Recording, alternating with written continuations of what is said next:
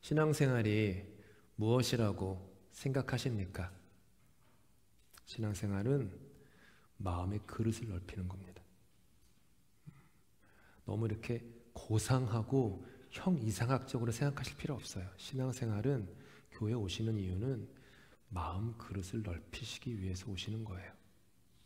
그래서 바울 사도께서는요, 그 문제가 많았던 고린도 교회의 교인들에게 간곡하게 다음과 같이 권면하였습니다. 너희도 마음을 넓히라. 너희도 마음을 넓히라. 오늘 장로님 기도 중에 부모가 자식을 사랑하는 것 같이 이런 대목이 있었잖아요. 바울이 조 말씀 바로 전에 그 얘기를, 내가 너희를 부모가 자녀를 대함같이 대했다. 그러니까 너희도 마음을 넓혀라. 오늘 우리는 본문에, 우리에게 주어진 본문의 이야기를 통해서 이 마음의 그릇이 넓은 사람들의 모습을 함께 살펴보도록 하겠습니다. 나사렛에서 가버나움의 회당으로 가신 예수님께서는 귀신 들린 자를 해방시키셨습니다. 어둡고 탁하고 더러운 영에 사로잡힌 사람을, 그 영을 꾸짖으시고 그 사람을 회복시키세요.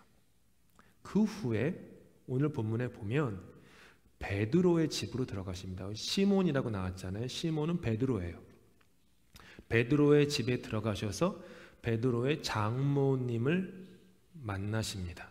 그러니까 베드로는 결혼을 이미 한 사람이에요. 아내가 있고 장모님이 있었고요. 성경에는 나오지 않지만 기독교 전승에 따르면 그 장모의 이름이 콘콜디아 혹은 퍼페추아 둘 중에 하나였다라고 기록을 하고, 어떤 것인지 모르지만 베드로보다 먼저 예수님을 증거하다가 순교했다라고 3세기에 이제 이집트 알렉산드리아에서 사역을 하던 클레멘트라는 초대 교부께서 그 베드로의 장모에 대해서 그렇게 얘기를 했어요. 아무튼 베드로는 결혼한 사람이에요. 그녀는 오랜 시간 동안 열병에 사로잡혀 있었습니다. 영어 성경에서는 high fever라고 하는데 열병에 사로잡혀 있었어요. 그녀의 집 안에는 여러 사람들이 모여 있었습니다. 그리고 그들은 한 가지를 해요. 한 마음으로 그녀를 위해서 예수님께 간절히 구합니다. 간절히 구했다, 청원했다라는 헬라어 에로타오는요, 그 뜻이 간청하다, 갈망하다, 탄원하다, 그리고 기도하다 라는 뜻이 있어요. 그들이 누군지는 알 수 없지만 얼마나 간절히 그녀를 위해서 구했는지 우리는 알 수 있습니다. 그들은요, 그녀를 마음 깊이 사랑했어요. 추측할 수 있는 건 뭐죠? 그녀 또한 그들을 마음 깊이 사랑했을 거예요.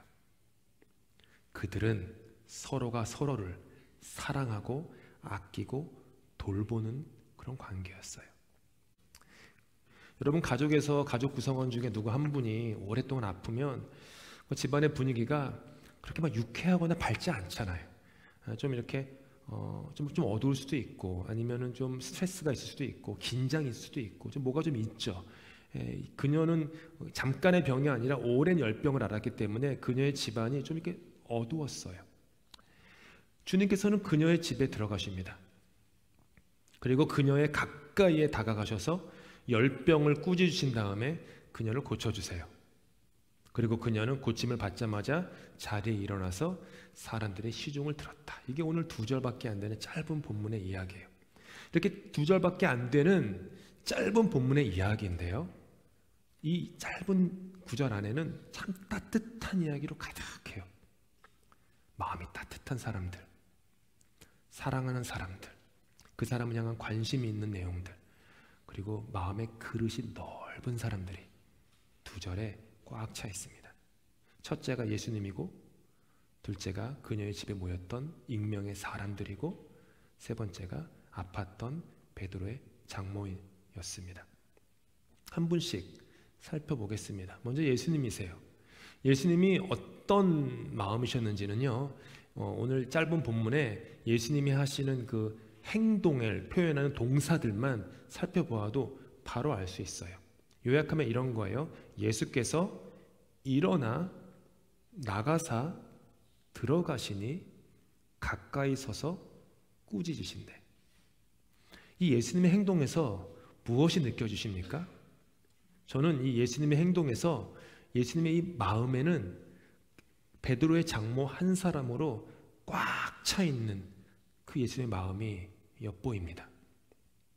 예수님께서는 말씀을 가르치던 회당에서 조금도 지체하지 않고 바로 일어나서 거기를 나가세요. 지난주에 근데 우리가 묵상하지 않았습니까?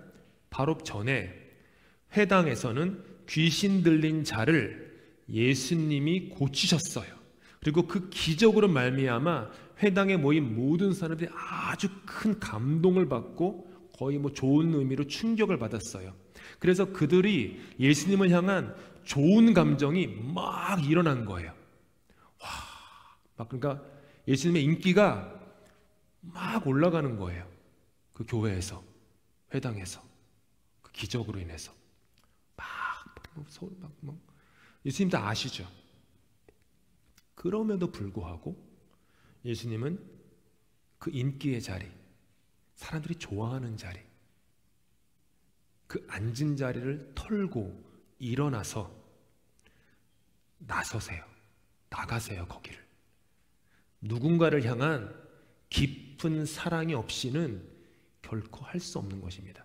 인생에서 내가 앉은 편한 자리, 좋은 자리, 그 방석을 버리고 일어나서 나의 삶을 둘러싼 그 환경을 벗어나 낯선 곳으로 간다라는 것은요, 누군가를 향한 깊은 사랑이 없이는 절대로 불가능합니다. 예수님을 향해서 깊은 사랑이 있는 사람들만이 자기 앉은 자리를 털고 자기 삶의 바운더리를 벗어나서 한 번도 가보지 않은 사람에게, 한 번도 가보지 않은 일들을 향해서 그 낯선 곳으로 갈 수 있어요. 사랑이 없이는요 절대로 될 수 없어요.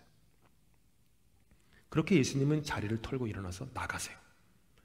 그리고 예수님은 베드로의 장모가 앓고 있는 그 집으로 들어가십니다. 그 집이 어떤 집입니까? 어둠의 구석에서 고통받고 있는 그녀 가족의 삶의 자리로 들어가신 거예요. 허무한 시절 지날 때, 깊은 한숨 내쉴 때 그런 풍경 보시며 탄식하는 분 있네. 방금 찬양으로 고백한 것처럼 그렇게 허무한 시절을 보내는 그 집안에 깊은 한숨을 내쉬는 그 집안에 예수님이 들어가신 거예요. 그리고 예수님이 그녀의 가까이에 서세요. 헬라어 원문에 따르면 이거예요. 그녀의 곁에 서서 허리를 굽히고 그녀를 바라보신 거예요. 그게 예수님의 행동이에요. 예수님께서는 허리를 굽혀 누워있는 그녀를 찬찬히 들여다보시면서 그녀가 들릴 듯 말 듯 내뱉는 작은 신음소리, 저 아파요, 저 힘들어요, 저 외로워요, 이런 말을 귀 기울이시는 거예요. 오랫동안의 고통 때문에 이마의 패인, 주름을 이렇게 만지시는 거예요. 그리고 그녀가 주님, 이런 저를 찾아오셔서 참 고마워요 라고 하는 그 촉촉한 눈물이 젖은 그 눈망울과 예수님이 마주치시는 거예요. 그 다음에 예수님은 그녀의 열병을 꾸짖으세요.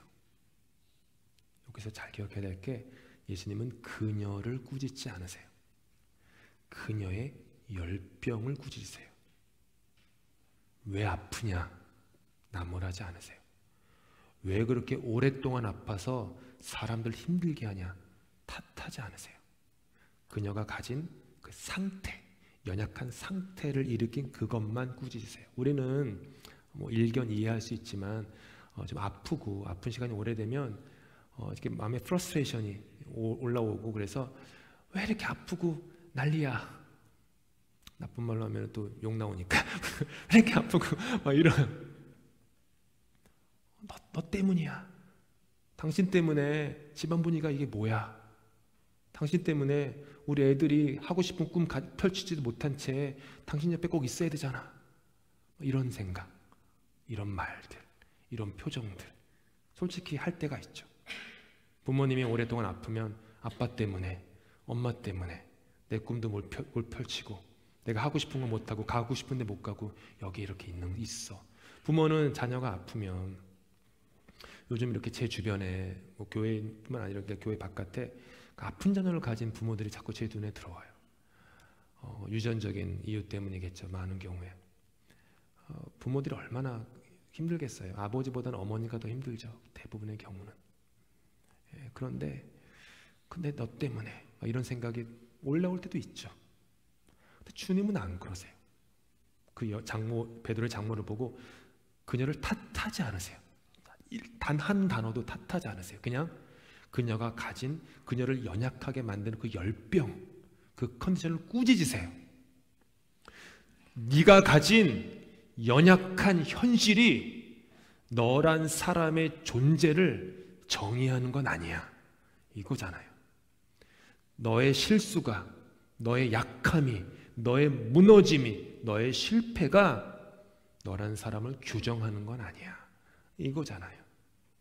그렇게 주님은 꾸짖으세요. 베드로의 장모의 주변에 있던 사람들은요, 그녀를 위해 간절히 구했습니다. 사실 잘 읽어보시면요, 그들에 대한 이 설명이 본문에서 빠져도요, 아니 오히려 빠지는 게 이야기의 흐름이 훨씬 더 매끄러워요. 이런 거예요. 제가 줄을 거놨어요. 지운 거예요. 예수께서 일어나 회당에서 나가사 시몬의 집에 들어가시니 시몬의 장모가 중한 열병을 앓고 있는지라. 예수께서 가까이 서서 열병을 꾸짖으신데 병이 떠나고 여자가 곧 일어나 그들에게 수종드니라. 빠져도 돼요. 빠지는 게 오히려 더 깔끔해요. 문맥상. 그럼에도 불구하고 누가가 굳이 이 구절을 여기에 집어넣은 것은 그녀를 향한 그들의 마음의 그릇이 아주 넓었음을 보여주고 싶은 거예요. 그리고 그것을 읽는 우리 모두 역시 그 사람들처럼 마음이 넓은 사람이 되기를 바랐던 것이죠. 그녀는 회복됩니다. 누가는 그녀가 회복된 후에 바로 후에 어떤 행동을 하는지 우리에게 알려줘요. 여자가 곧 일어나 그들에게 수종드니라. 여자가 곧 일어나 그들에게 수종드니라.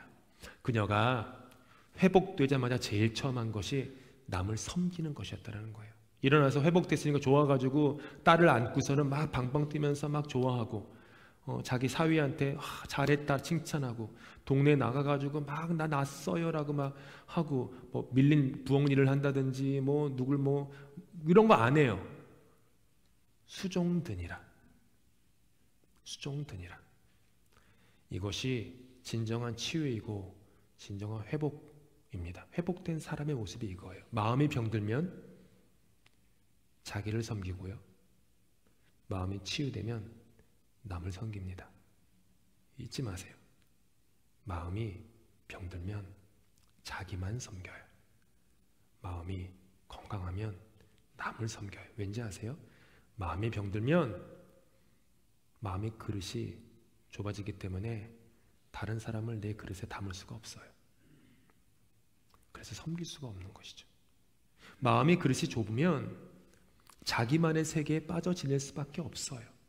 마음에 병이 들었는지 아니면 마음의 그릇이 작은지 알아보는 방법은 아주 간단합니다. 내 삶에 다른 사람을 섬기는 섬김이 있는지 그것만 보면 돼요. 내 삶에 그것이 나의 돈이건 나의 시간이건 혹은 그 사람을 향한 나의 기도이건 무엇이든지 간에 다른 사람을 향한 섬김이 내 삶에 있으면 내 마음이 건강한 거예요. 내 마음이 그래도 좀 넓어지는 거예요. 근데 그게 없으면요, 이게 그 노란색 경고등이 반짝반짝 하는 거예요. 마음이 병들었다. 마음이 좁다. 다시 한번 강조합니다. 마음이 병들면 자기를 섬기고 마음이 치유되면 남을 섬깁니다. 마음의 그릇이 작으면 나만 담고 마음의 그릇이 넓으면 남도 담습니다. 마음의 그릇을 키우는 방법이 뭐가 있을까요?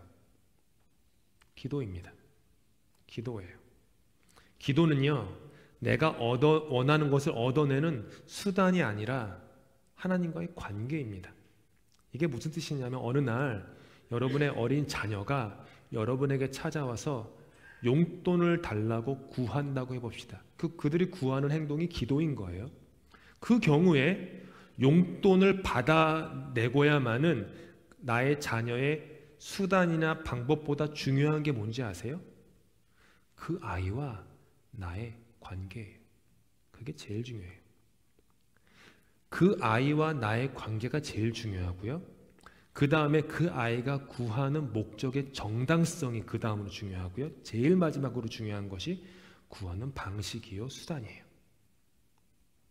관계. 그래서 오직 하나님과 화목한 관계를 가지고 있을 때에만 내 안에 계신 예수 그리스도의 힘으로 말미암아 나의 마음의 그릇이 넓어질 수 있는 거예요. 나의 노력과 나의 힘으로 마음이 넓어질 수 있지 않습니다.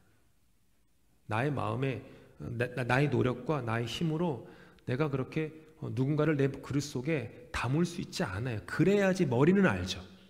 내가 그렇게 말씀 듣고 성경에도 써 있으니까 그렇게 해야지. 근데 그게 안 되잖아요. 잘 안 되잖아요. 예수 그리스도의 은혜, 하나님과의 관계가 회복돼야만 되는 거예요. 그게 기도예요. 하나님과 화목한 관계의 증거가 그렇게 기도죠. 여러분 이런 말 쓰실지 모르지만 마음에 들지 않다라는 표현을 우리는 자주 합니다. 자주 하시죠? 마음에 들지 않아. 뭐 사람이건 물건이건 물건을 고를 때건. 근데 여러분 잘 생각해보죠. 마음에 들지 않다. 이 뜻이 뭐죠? 내 마음에 들어오지 않는다라는 거예요. 그게 마음에 들지 않다예요. 어떤 사람이 마음에 들지 않는다라는 것은 그 사람이 내 마음에 들어오지 못한 거예요. 그것은 이런 의미에서 보면 나의 마음 그릇이 좁고 작아서 그 사람이 들어오지 못한 거예요. 그 사람의 문제가 아니라 나의 좁고 작은 마음이 문제인 거예요. 그래서 바울 사도께서 고린도 교인들에게 마음을 넓히라. 마음을 넓히라. 사람도 뿐만 아니라 상황도 그렇죠. 어떤 상황, 어떤 컨디션이 마음에 들지 않아요. 그거는 어떻게 보면 그 상황과 환경 때문이라기보다는 그 상황과 환경을 바라보는 나의 마음이 아직은 작고 좁기 때문이겠죠. 이 말씀을 하기 바로 전에 바울 사도께서 이렇게 말씀하셨습니다.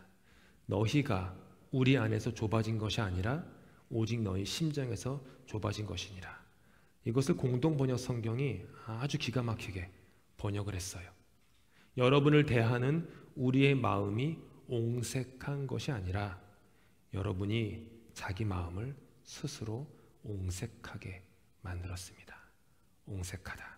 생각이 막혀서 답답하고 옹졸하다. 마음의 그릇이 좁다라는 것이죠. 오늘 설교의 제목이 사람들이 그를 위해서 예수께 구하니입니다. 그들은 모두 마음의 그릇이 넓은 사람들이었습니다. 다른 사람을 위해서 기도하는 사람은요, 마음이 넓은 사람이에요. 그러니까 다른 사람을 위해서 기도하십시오. 다른 사람들을 위해서 기도하십시다. 내가 아끼고 사랑하는 나의 가족만이 아니라 다른 사람을 위해서 기도하는 마음을 기르십시다. 그 다른 사람이 때로는 나를 좀 이렇게 불편하게 하고 어렵게 하는 직장의 누구든지 간에, 혹은 내가 사는 집 옆에 네이버든지 간에, 누구든지 간에 그 사람을 위해서 기도해야 합니다. 그러면 마음의 그릇이 넓어져요. 마음의 그릇이 넓어지면 나와 다른 다양한 사람을 품을 수 있습니다. 말씀을 마치겠습니다. 오늘은 성령 강림 주일입니다. 성령님은 마음의 그릇이 넓으셔서 우리가 마땅히 빌 바를 알지 못할 때에도 말할 수 없는 탄식으로 우리를 위해서 기도하시는 분이십니다. 우리가 성령님의 마음에 들어가 있기 때문에 성령님은 우리를 위해서 말할 수 없는 탄식으로 늘 기도해 주세요. 그 성령님을 우리가 믿는 것이죠. 그러면 그 성령이 우리 안에 있으면 다른 일을 마음에 드릴 수 있습니다. 그렇게 마음의 그릇을 넓히시기를 바랍니다. 저를 포함 우리 모두가 서로가 서로를 위해서 기도하십시오. 늘 이렇게 집에서건 교회에서건 오실 때마다 차에서건 이렇게 사람들의 이름을 불러가면서 그 사람을 생각하면서 기도하십시오. 뉴스에서 안 좋은 소식을 들으면 그냥 기도하십시오. 그들을 위해서, 그 현실을 위해서. 늘 우리 구역원들을 위해서, 또 우리 모든 영어 예배나 또 앞으로 있을 썸머 캠프의 어린이들을 위해서, 봉사자들을 위해서, 이번에 임명된 10명의 인턴들을 위해서 기도하십시오. 기도하십시오. 그들을 위한 우리의 기도가 그들에게 복이 되지만 당연히 더 큰 것은요, 그들을 위한 우리의 기도가 우리에게 복이 돼요. 왜냐하면 그 기도 덕분에 우리의 마음이 조금씩 더 넓어지기 때문입니다. 그렇게 런던 한인교회의 마음 그릇의 크기가 넓어지기를 소망합니다. 런던 한인교회의 마음 그릇이 넓어져서 주님이 우리에게 보내주신 그리고 보내주실 다양한 사람들을 이 마음 그릇에 넉넉히 담으실 수 있기를 예수님의 이름으로 축복합니다. 내가 너로 편죄하며 나의 모든 선함으로